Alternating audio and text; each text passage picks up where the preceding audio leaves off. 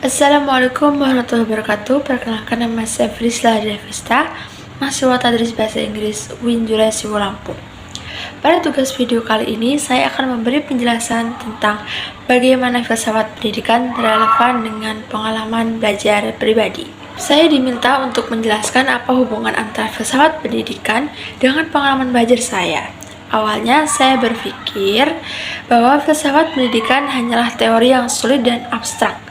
Namun, setelah saya refleksikan, ternyata filsafat pendidikan sangat dekat dengan pengalaman belajar yang saya jalani selama ini, bahkan tanpa saya sadari. Selama proses belajar, saya pernah berada di situasi di mana saya hanya mendengarkan, mencatat, lalu menghafal materi demi ujian. Pada saat itu, belajar terasa melelahkan dan kadang kehilangan makna. Namun di kesempatan lain, saya juga pernah mengalami pembelajaran yang memberi ruang untuk bertanya, berdiskusi, dan menyampaikan pendapat.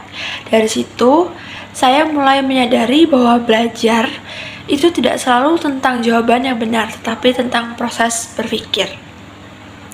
Di titik inilah saya merasa bahwa filsafat pendidikan menjadi relevan.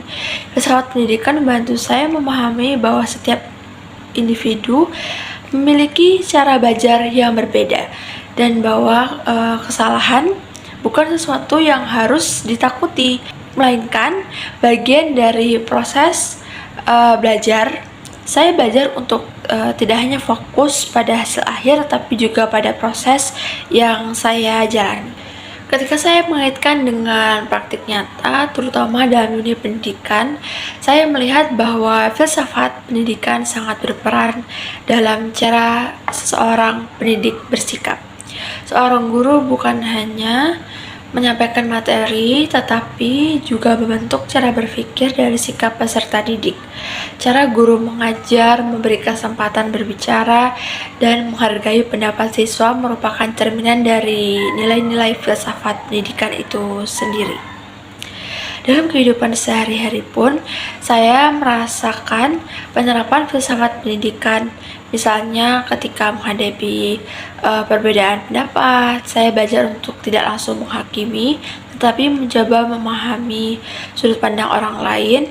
Proses belajar tidak hanya terjadi di ruang kelas, tapi juga dalam interaksi dari pengalaman hidup. Melalui refleksi ini, saya menyadari bahwa filsafat pendidikan bukan sekedar mata kuliah yang harus diselesaikan, melainkan cara untuk memahami makna belajar dan pendidikan itu sendiri. Pendidikan seharusnya memanusiakan manusia, membantu seseorang tumbuh, berpikir, dan mengenal dirinya sendiri. Sebagai penutup, saya menyimpulkan bahwa filsafat pendidikan membuat saya lebih sadar bahwa belajar adalah proses yang terus berjalan, dan pendidikan memiliki peran penting dalam membentuk siapa diri kita hari ini dan di masa depan. Terima kasih, sekian penjelasan dari saya. Saya akhiri, wassalamualaikum warahmatullahi wabarakatuh.